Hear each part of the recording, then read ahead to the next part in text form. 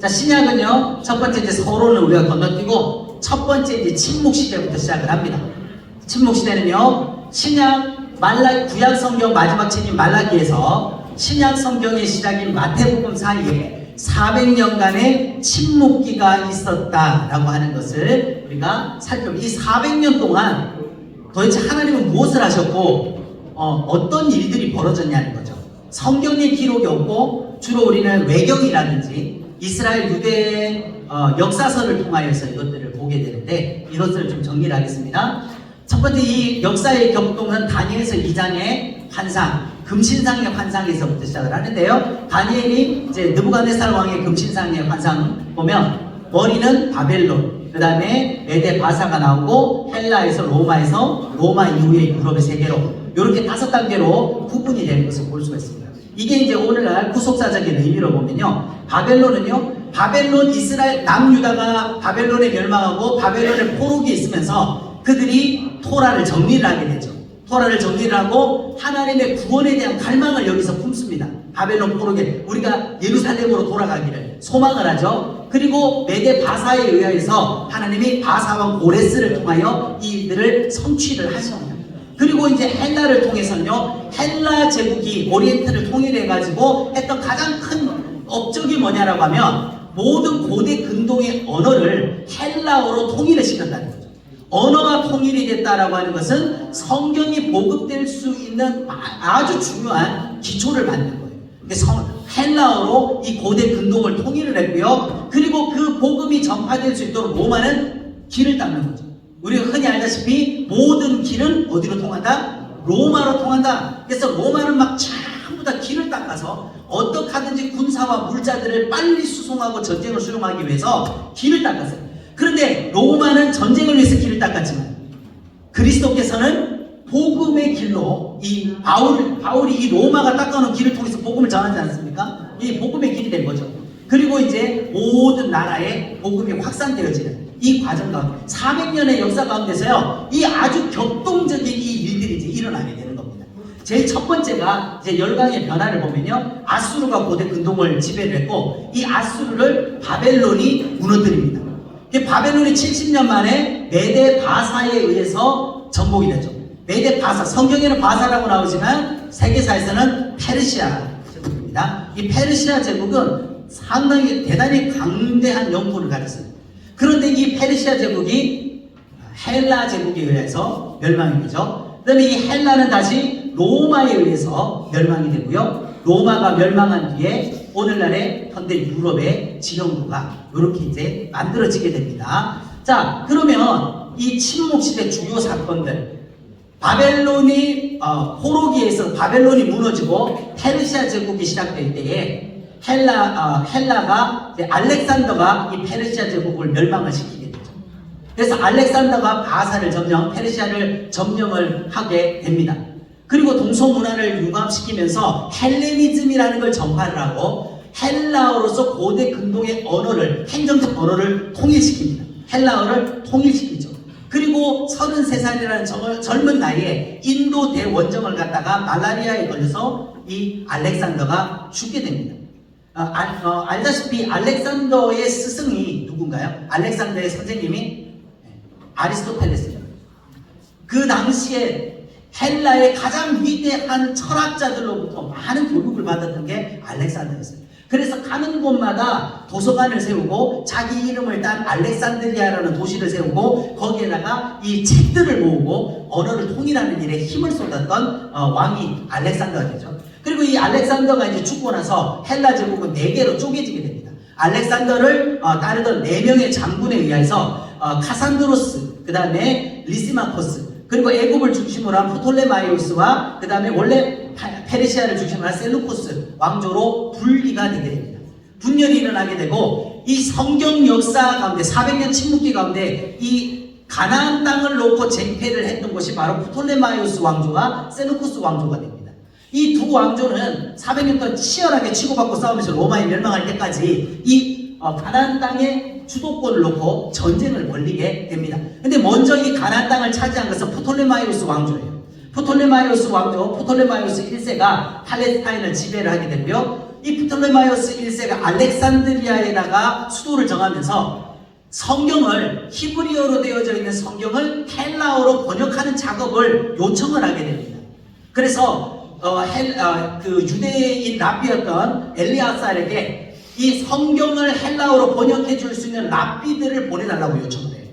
그래서 이 엘리아살이 유대교 랍비 72명을 알렉산드리아로 보내게 됩니다. 그것이 유명한 최초의 헬라어 성경 번역인 70인역이 탄생하게 되는 거죠. 그것으로 말미암아 그 당시에 전 세계에 성경이 보급되어지는 이런 일이 벌어지게 됩니다. 근데 이 프톨레마이오스 왕이 이제 이 성경을 번역하면서요. 프톨레마이오스 왕이 성경을 번역할 때 이 엘르아살에게 72명의 학자들 12지파에서 전승에 따르면 12지파에서 뽑아가지고 6명씩 각 지파에서 6명씩에서 12지파에 72명을 보냈어요. 72명을 보냈는데 이 프톨레마이오스 왕의 전승에 따르면은 이 72명의 랍비들을 한 자리에 모아놓고 너희가 의논해서 번역하라고 한 게 아니라 각자 골방에다가 집어넣어놓고 못 만나게 해. 너희가 각자 성경을 번역해라. 그렇게 해서 가지고 나와서 이 72명의 번역본을 대조를 했는데 똑같더라는 거죠. 똑같더라는 거죠. 이건 하나님이 하신 일이 아니면 불가능하다. 그래서 이것을 믿게 된다는 거예요. 그리고 그것을 이제 성경을 찍게 되고, 그리고 놀라운 것이 이 프톨레마이오스 왕이 헬라어로 번역된 성경을 읽고 감동을 받아가지고 그 당시에 애굽의 포로로 끌려와 있던 유대인 12만 명을 해방시켜줘요. 이렇게 놀라운 성경을 기록한 후손들은 노예로 살 수 없다. 이렇게 유대인들을 해방시켜주는 일이 벌어져요. 그게 뭐가 그렇게 중요합니까? 성경 읽고 감동받으니까 노예가 해방시켜주는데요. 예수 믿고 구원받은 우리가 어찌 해방되지 않겠어요? 우리가 어찌 자유하지 않겠어요? 여러분, 성도들이 이렇게 예수 믿고 성경 읽고 감동돼서 해방되야죠. 죄에서 자유를 얻어야 될 거 아니겠습니까? 사냥꾼에 오면서 너희 새같이 모임 받아야 되지 않습니까? 이방의 왕도 성경 읽고 감동받으니까 12만 명 풀어줬어요. 네. 우리는 얼마나 감동을 통해서 성도들을 죄에서 풀어줘야 되겠냐는 거죠.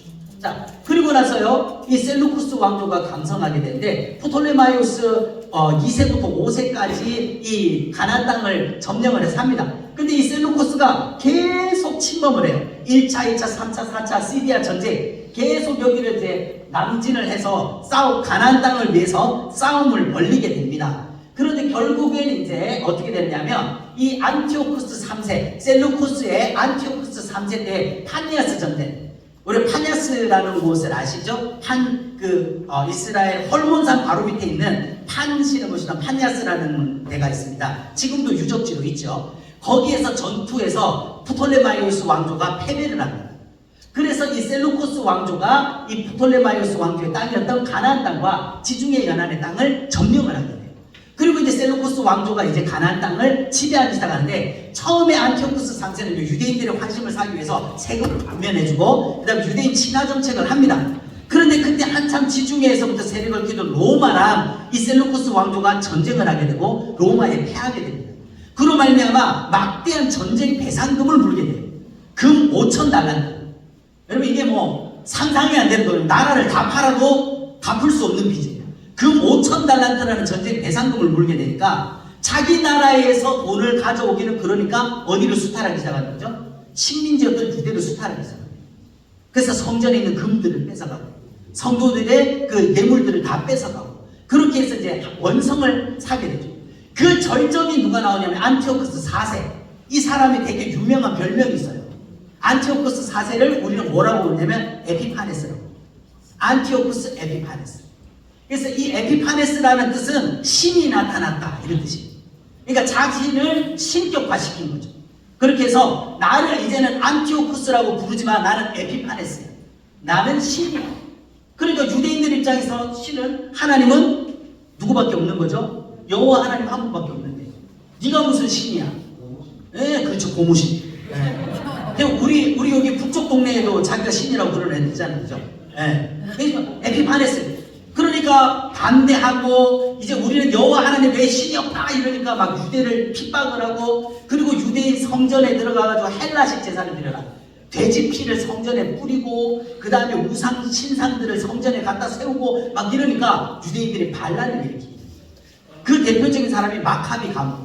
이 모데인이라고 하는 곳에 이 모데인이라는 지역의 제사장으로 있던 마따디아라는 사람이 헬라식 제사를 강요하는 이 에피파네스의 사신을 죽여버려요.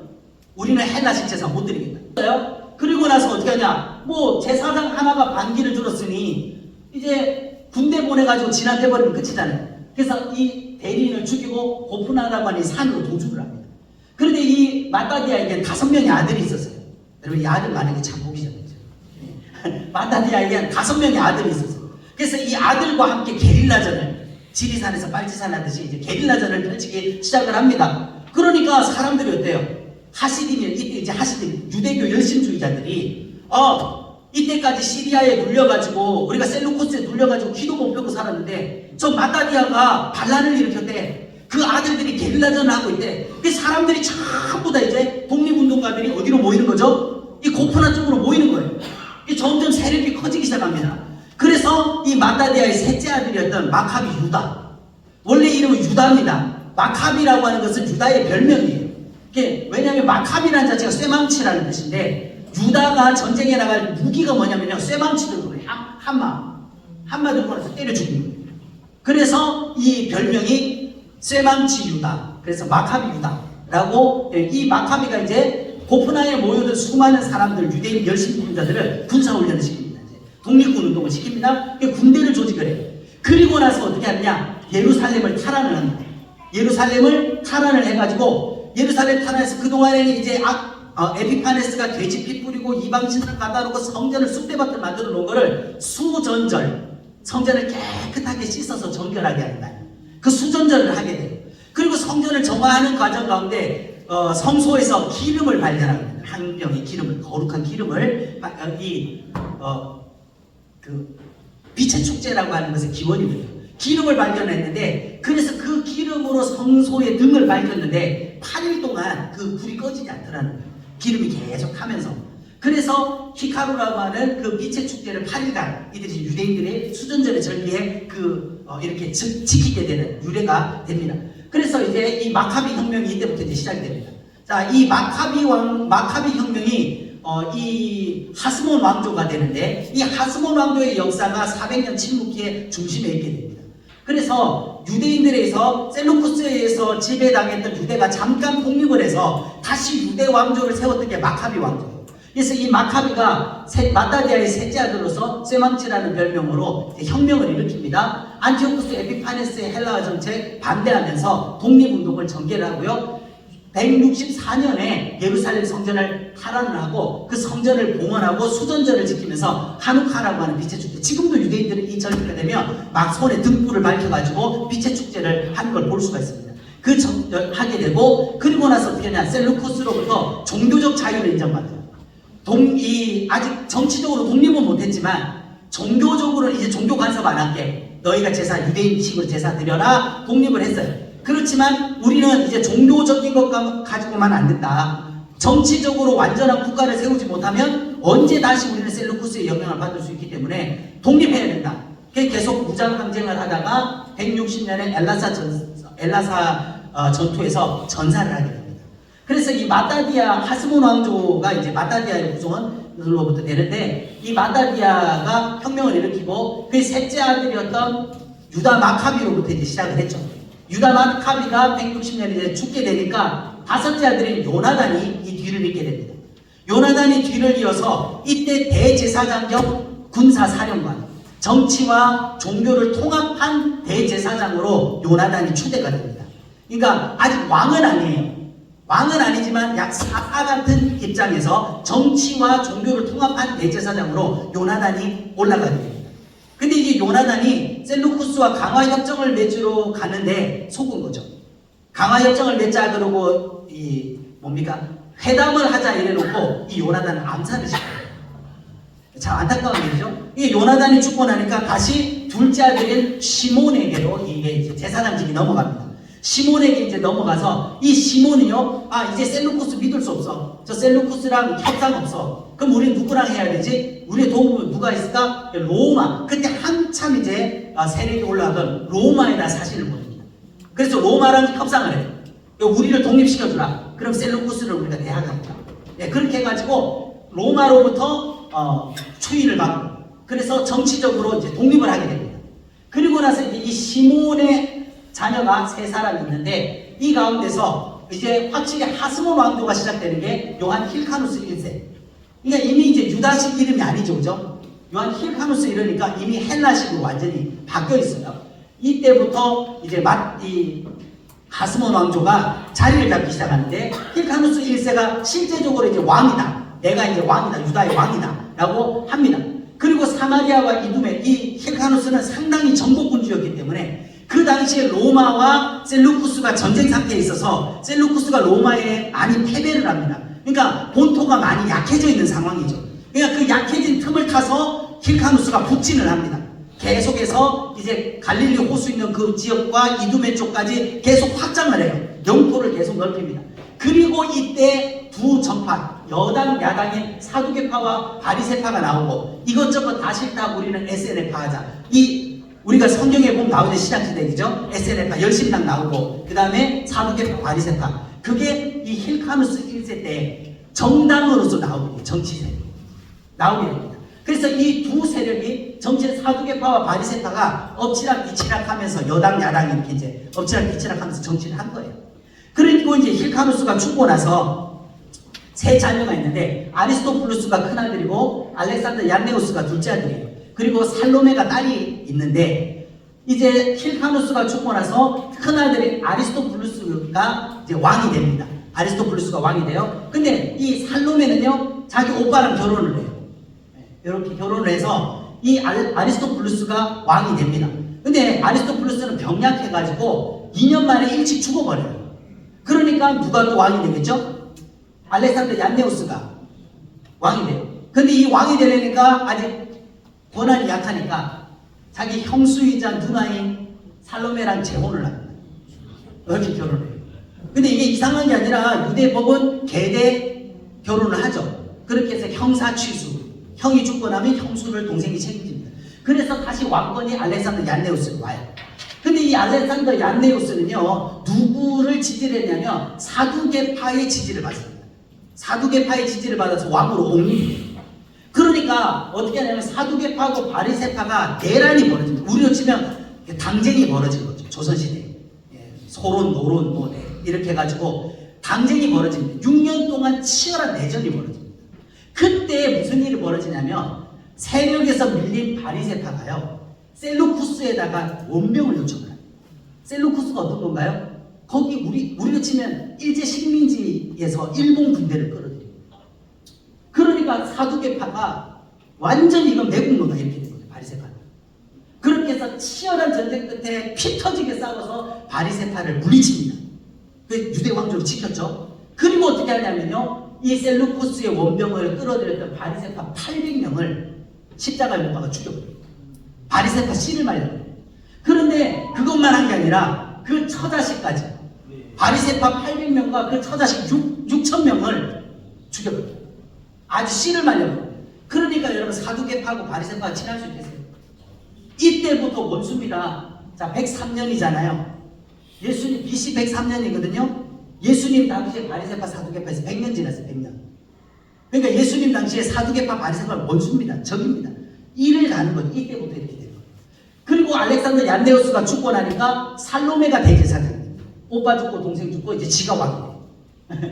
그리고 그런데 이제 살로메는 좀 합리적인 사람이라 이게 너무 갈등이 깊으니까 바리새파 사람들을 균형해 주기 시작합니다.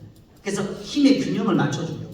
그리고 이제 살로메에게 알렉산더 얀네우스와 살로메 사이에서 두 아들이 나오는데 힐카누스 2세와 아리스토블루스 2세가 나와요. 이게 동생이고 얘가 형인데 이 동생이 야심이 커. 동생이 야심이 커가지고 어떻게 합니까? 자, 내가 먼저 왕이 네 분이 일어납니다. 네 분이 일어나가지고 아리스토블루스가 왕이 돼요. 그때 누구의 원조를 받냐면 헤롯 안티파. 이 헤롯이라는 가문이 이때 등장해요. 유대 역사에. 그래서 이 헤롯 가문이 아리스토블루스 사실은 이게 반란이죠. 형이 힐카누스 2세가 왕이 돼야 되는데 이 아리스토블루스가 반란을 일으켜가지고 형의 왕위를 뺏어버려요. 그리고 그걸 도와준 게 헤롯 가문. 그런데 그리고 나서 어떻게 합니까? 이 힐카누스가 힐카누스가 이제 야당으로 쫓겨나 있다가 기회를 엿보는 거죠. 여러분, 왕이 되지 못하는 왕자는요, 죽음밖에 없습니다. 그러니까 자기가 죽을지도 모르는 거예요. 어쨌든 다시 왕위를 탈환해요. 그때 무슨 변화가 일어나느냐면요, BC 63년에 무슨 일이 벌어지게 됩니까? 폼페이우스가 예루살렘을 점령하게 됩니다. 로마가 드디어 시리아를 완전히 격퇴를 하고 예루살렘으로 들어오게 돼요. 그래서 이게 폼페이우스가 이 예루살렘의 총독으로 딱 와서 보니까 이 둘이 힐카누스 2세하고 아리스토블루스 둘이 찾아와요. 자기를 지지해달라. 나를 유대의 왕으로 해달라. 그러니까 이게 누구를 세워야 될까 고민하다가 폼페이우스가 누구 손을 들어줍니까? 힐카누스 2세 네가 왕이 되는 거예요. 그래서 아리스토블루스를 실각을 시키고 힐카누스 2세가 왕이 돼요. 그리고 나서 이제 힐카누스 2세에게는 이제 알렉산드리아라는 딸이 나게 되고요. 아리스토블루스에게는 알렉산드리아 안티고노스라고 하는 아들이 있어요. 이제 알렉산드리아 이 안티고노스가 힐카누스 2세가 죽고 나서 아들이 없으니까 여기로 옵니다. 안티고노스가 왕이 돼요. 그런데 이게 이제 마지막 왕입니다. 이 하스몬 왕조의 마지막 왕이고요. 유대 분봉왕으로 있는데 이제 헤롯 대왕, 헤롯 안티파터의 아들 헤롯. 예수님 탄생 당시에 있었던 헤롯 대왕. 그러니까 이때 도와줬는데 아리스토블루스가 실각을 했죠. 실각을 했기 때문에 이 헤롯 안티파터의 세력이 약해졌던 거예요. 근데 힐카누스가 죽고 나서 이 아리스토블루스의 아들이 왕이 됐잖아요. 그러면서 다시 이제 세력을 키우기 시작합니다.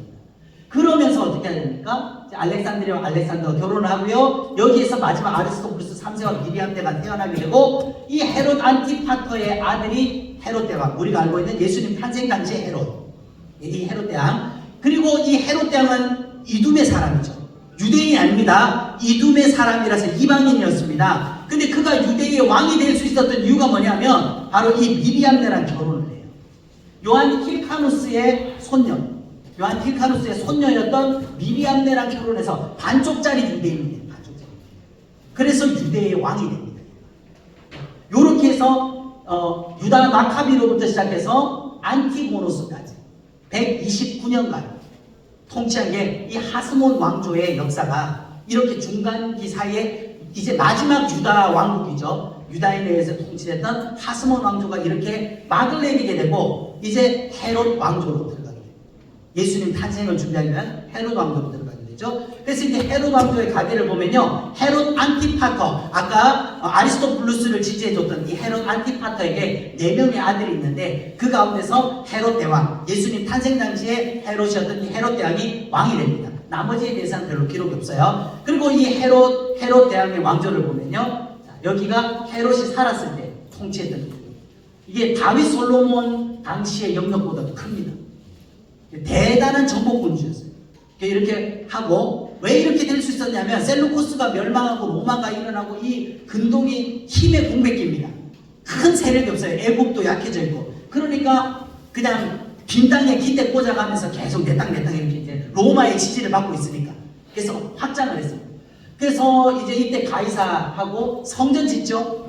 헤롯이 가장 잘하는 유대인의 한심을 사기 위해서 예루살렘에 헤롯 성전을 지은 겁니다. 예수님의 탄생, 이때 이제 예수님 탄생하고 동방박사, 유아학살, 이 일이 헤롯 대왕입니다. 그리고 이제 헤롯이 죽고 나서 그의 5명의 아내로부터 자녀들이 나는데 도리스라는 해서 안티파터, 미리암네 1세, 이 미리암네가 힐카누스의 손녀입니다. 그죠? 그래서 헤롯이 유대인의 왕이 될 수 있는 근거를 반쪽짜리 유대인을 해준 게 미리암네 1세예요. 그래서 이 미리암네를 통해서 알렉산더 아리스토블루스가 나오고 미리암네 2세를 통해서 빌립 1세, 말다케라를 통해서 아켈라오 헤롯 안티파, 클레오파트라를 통해서 빌립 2세가 돼요. 자, 우리가 보니까 익숙한 사람의 이름 나오죠. 아켈라오, 그 다음에 헤롯 안티파, 그리고 빌립. 요 사람이 이제 유대의 분봉왕으로 나눠서 가지게 됩니다. 자, 그래서 이렇게 있는데 헤롯이 죽고 난 다음에 장자였던 아킬라오, 헤롯 안티파, 빌립 2세에게 이 헤롯의 영지가 분할이 됩니다. 분할이 돼서 요렇게 이제 쪼개지게 되죠. 유대의 분봉왕으로 아킬라오. 예수님이 애굽으로 피신해 갔다가 이제 헤롯이 죽었다는 얘기를 듣고 다시 돌아가라는 천사의 명령을 받습니다. 그런데 누가 통치하고 있다는 거예요? 아켈라오가 왕이 됐다는 얘기를 듣고 두려워서 돌아가지 않는다 그랬어요. 왜? 아버지보다 더 악한 놈이라는 거예요.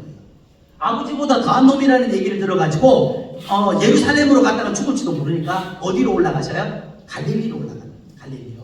이 갈릴리의 분봉왕으로 된 사람이 헤롯 안티파. 헤롯 안티파는 갈릴리와 이두메에 이렇게 베레아의 분봉왕이 되고요. 빌립 2세가 나머지 땅에 이두레와 드라고니스의 분봉왕으로. 헤롯이 죽고 난 다음에 왕국이 이렇게 세 개로 쪼개져서 이렇게 되는 것을 봅니다. 자, 그리고 나서요. 이 아리스토블루스에게서 두 명의 사람인데 헤롯 아그리파 이들이 다 죽고 난 다음에 이 헤롯 아그리파 1세에 와서 야고보 예루살렘에서 베드로를 감옥에 투옥시키고 야고보를 죽인 사람 그 사람이 헤롯 아그리파 1세입니다. 그리고 이제 빌립 1세하고 헤로디아가 결혼을 하고요. 이 헤로디아와 빌립 사이에서 살로메라는 딸이 납니다. 이 살로메가 어떤 역할을 하는지 아시죠? 세례 요한의 목을 달라라고 했다. 그래서 무슨 일이 벌어지냐면요. 원래 빌립 1세하고 헤로디아가 결혼을 했어요. 근데 헤로디아가 빌립 1세를 차버린 거야. 그리고 안티바랑 재혼을 해요. 그러니까 세례 요한이 뭐라 그러죠? 네가 유대의 왕이 돼서 형제에게 못할 짓을 하느냐 이러니까 네가 뭔데 댐비냐 이러고 깜빵에 넣어버린 거죠. 그랬더니 이제 잔치를 벌리고 이 헤로디아가 앙심을 품고 연애를 벌릴 때에 자기 딸에게 아버지가 너한테 뭐 해줄까 물으면은 뭘 달라고요? 세례 요한 모가지를 주세요. 네. 그걸 쟁반에다 담아주세요. 그래 가지고 잔치를 벌리고 야 뭐 줄까? 내가 나라의 절반이라도 주겠다. 그러니까 다 필요 없고요. 세례 요한 목 주세요. 그래서 잘라다 갖다 줬다. 그죠? 그리고 이 살로메는요 빌립 2세랑 이렇게 결혼을 하게 됩니다. 그리고 이제 헤롯 아그리파가 죽고 난 다음에 헤롯 아그리파 2세 이게 이제 마지막 왕이에요. 헤롯 아그리파 2세 바울을 신문하고 헤롯 아그리파 2세 그리고 버니게라는 딸과 두루실라 이 두루실라는 유대의 총독을 하던 베릭스의 총독의 아내가 되는 그렇게 해서 이렇게 헤롯 왕조가 이렇게 이제 이어지게 됩니다. 헤롯 아그리파 2세가 마지막이 제일 마지막 헤롯 왕조의 마지막 왕이 되고 이 헤롯 아그리파 이후로는 이 유대 전체가 로마의 직할령이 되어 완전한 식민지가 되어버립니다. 자, 그래서 이제 이 헤롯 왕조가 멸망하고 난 다음에 유대의 로마 총독과 헤롯 왕조를 보면요, 제일 첫 번째 이제 성경에 등장하는 총독이 빌라도 총독이 나오죠. 빌라도는 예수님을 십자가에 못 박아주도록 판결했던 빌라도 총독이 나오고 이때 당시에 같이 있었던 게 헤롯 아그리파 1세. 예수님을 신문했던 헤롯. 아시죠? 예수님을 왜냐면 빌라도가 처음 예수님을 잡아오니까 야, 너 어디 사람이야? 나 갈릴리 사람인데요? 그럼 갈릴리는 헤롯의 영지니까 헤롯에게로 가. 그래서 올해서 네가 메시아냐 물어보고 예수님을 신문했던 헤롯은 헤롯 아그리파 1세. 헤롯 때문에 벌써 죽었죠. 아킬라도 죽고 헤롯 안티파 죽고 빌립 죽고 다 죽었어요. 여기 나오는 헤롯은 헤롯 대왕이 아닙니다. 근데 이제 권사님은 저 헤롯이 이 헤롯이고 이 헤롯이 바울을 신문하고 이러니까요. 헷갈리는 거죠. 네. 이건 헤롯 아그리파 1세. 그리고 헤롯 아그리파 1세 이후에 이제 총독으로 유다는 로마의 총독인데 벨릭스 총독이고요. 네스토 총독이 옵니다. 그리고 그 나머지 유다의 분봉으로 헤롯 아그리파 2세가 마지막까지 이제 통치를 해요. 그리고 AD 70년에 무슨 일이 벌어지게 되나요? 티투스에 의해서 로마의 유대교 반란을 진압하는 과정에서 티투가 예루살렘을 점령을 하고 예루살렘에 있는 수많은 사람들을 다 학살하고 우리가 알다시피 마지막 마사다 전투 마사다에서 끝까지 항쟁하다가 다 자결하는 것으로 끝나면서 유다의 역사가 완전히 끝이 나죠. 400년 침묵기의 역사가 이렇게 완전히 끝나고 로마의 식민지로 완전하게 넘어가고 그럼 예수님 당시는 요 시대 이 헤롯 대왕이 통치하던 요 시대에 예수님의 탄생과 죽으심과 부활의 역사가 일어나고요. 그리고 이제 이 헤롯 아그리파 2세 요 시대가 사도 바울이 전도 여행을 하는 그런 시대가 되는 겁니다. 목사님들께서는 이 400년의 침묵기를 이 정도는 정리를 해두십니다. 이 정도는 하스몬 왕조의 역사가 어떻게 돼서 그 다음에 헤롯 왕조의 역사가 어떻게 될 때 신약 성경이 이제 이 역사 위에 신약 성경이 쓰여진 거거든요. 이 역사 위에 예수님의 발자취가 있는 거기 때문에 이거를 기억을 하셔야 왜 사두개인들이 그렇게 반대하고 바리새인들이 그렇게 대적하고 헤롯 당들이 왜 그렇게 하고 왜 예수님을 팔고 이런 일들이 배경사적으로 이해가 됩니다.